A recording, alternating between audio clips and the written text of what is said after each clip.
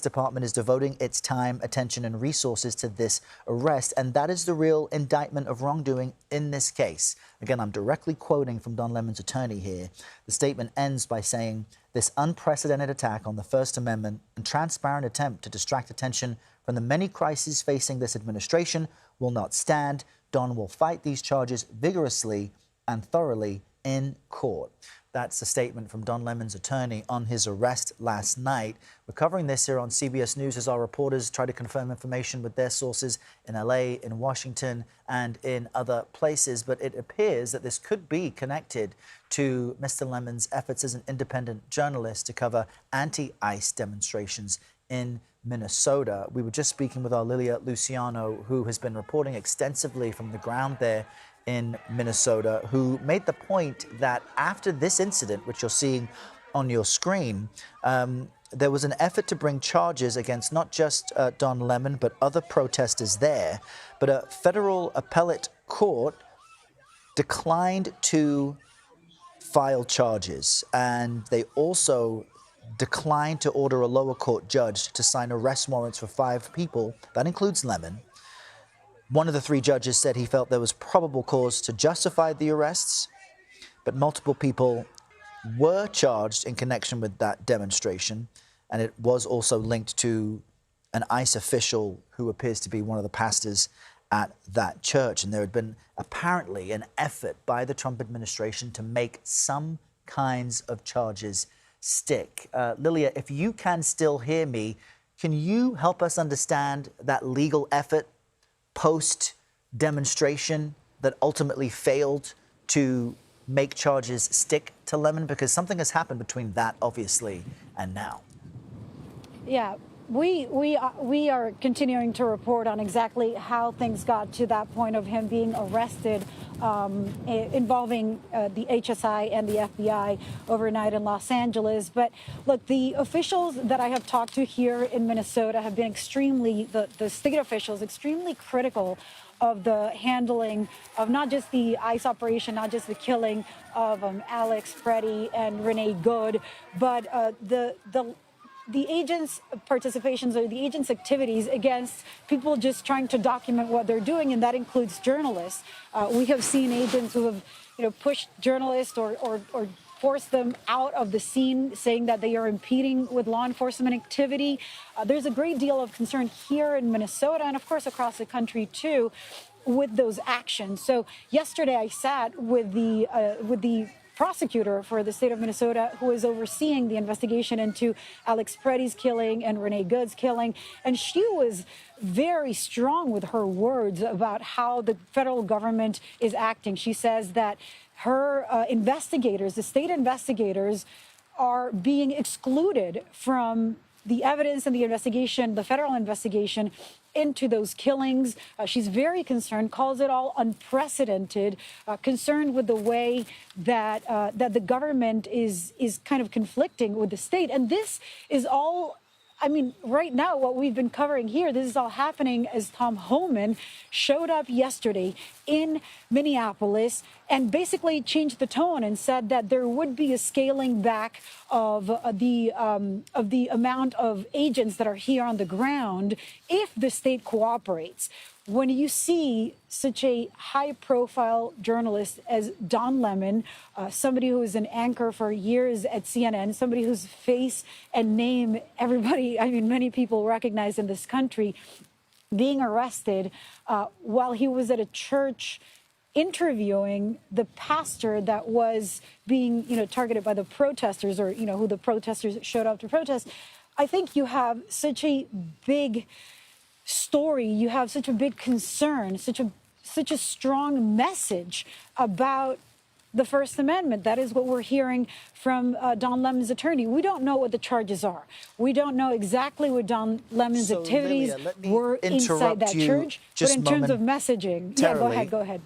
Just want to interrupt you momentarily because our Nicole Skanger has just shared with us the specific charges that Mr. Lemon now faces. So we want to share with our viewers what that is. His charges include conspiracy against rights. You're seeing that on your screen, and for violating the FACE Act. Let me just explain what these charges include. On the conspiracy against rights, this statute protects against conspiracies to interfere with rights such as voting, housing, or bodily integrity. For the second charge he faces, this is the FACE Act. That's the Freedom of Access to Clinic Entrances. This is a charge which forbids using force, threats, or physical obstruction to stop individuals from accessing reproductive health clinics or places of worship. That sounds key. It also prohibits damaging or destroying property at these locations. So, Lilia, now that we know two of the charges that Don Lemon faces, it does appear to be connected to that demonstration in a church from about 6 days ago, which a magistrate judge refused to bring charges at that time. And we know the administration has been pushing since then to appeal and find a way to make something stick. I believe you covered this when it took place a week ago. Lilia, you've been covering so much, I'm not sure, but remind us why the FACE Act itself... I wasn't here. Okay, but remind us why the FACE Act would be key. I wasn't here, but the source who gave me the tip this morning, how we learned for the first time that Don Lemon had been arrested, suggested, he didn't have the warrant, but suggested that it would be connected to the FACE Act, and this seems to be what the government was looking for. It's an interesting charge. Again, we need to, we don't have the evidence. We don't know exactly what happened. But Don Lemon and his attorney and his representatives have said he was there just interviewing the pastor, doing his job as a journalist. For all of us, it's very concerning to think about when we are there covering a protest, which we do constantly. We do all kinds of protests.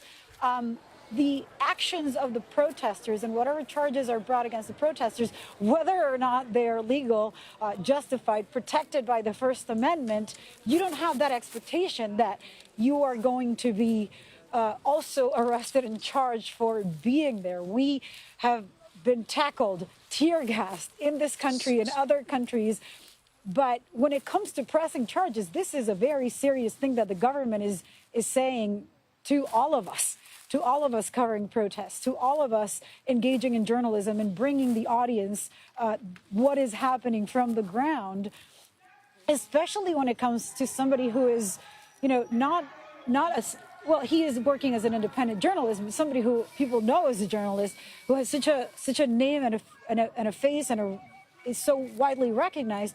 You really have to consider what is the message that the government is sending, even after multiple courts had refused to file those charges. It's very important for us to understand, and this is something that we've seen the administration do when it comes to immigrants too, that when one state is not friendly to the intention of the government, then they move immigrants to another state. So I'm very curious to know, this grand jury was called yesterday, what kind of evidence they saw. Look, we don't have the evidence, we don't have the facts, we don't know exactly what happened, whether he was obstructing, what he was doing there. But I think the intention, or I think we have to pay very close attention to why this much insistence in bringing charges against Don Lemon, and what is the intention or what is the message that is sending to all of us who do this for a living, and to the public at large. And Lilia, I'll just share with you that the consequences of these two charges on the conspiracy against rights, you could have fines and or up to 10 years in prison. And the freedom of access to clinic entrances, or the FACE Act, a violation of that is a misdemeanor on your first offense with up to 6 months in prison for nonviolent obstruction. Subsequent offences, though, can be categorized as a felony, with penalties increasing up to 18 months for non-violent offences, up to 3 years for violent offences. So serious potential consequences for a former CNN News anchor and independent journalist who was, as you have been doing covering the incredible events there from the past few weeks. We'll let you go for now, Lilia. We appreciate your reporting as you are there in Minneapolis. Our thanks also to Jake Rosen, who helped us get you information on this, as well as Nicole Skanger, who shared with us moments ago what the specific charges are. Former CNN news anchor and independent journalist Don Lemon arrested last night. He was arrested weeks after covering an anti-ICE demonstration in Minnesota, charged with 2 specific potential violations: conspiracy to deprive rights and a violation of the FACE Act, or interfering by force of someone's First Amendment rights. We're going to gather more information on this in these next few hours and have updates for you throughout the day here on CBS News 24/7. But for now, I'm Errol Barnett. We'll take a very short break and return you to CBS Mornings.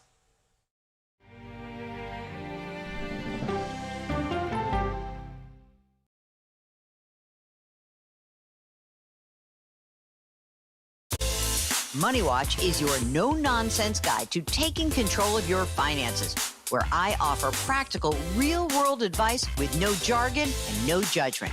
I'm Jill Schlesinger. Listen to Money Watch wherever you get your